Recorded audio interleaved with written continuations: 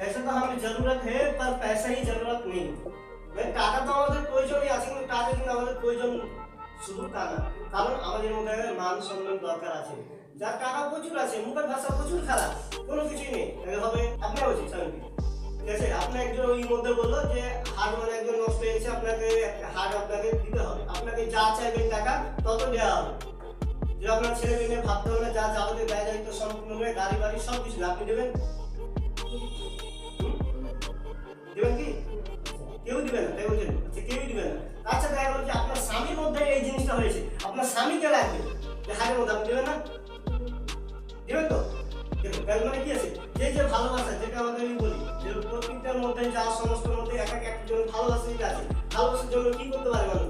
সম্পূর্ণ কথা, যে ভালোবাসার কাছে টাকা পয়সা কোনো কিছু ম্যাটার করে না। এই যে এটা আমাদের জন্য হবে কি থেকে? বিয়ের থেকে, চরিত্র থেকে। তাহলে আমাদের যদি সেই চরিত্রটা ভালো যদি না থাকে তাহলে কি করে হবে?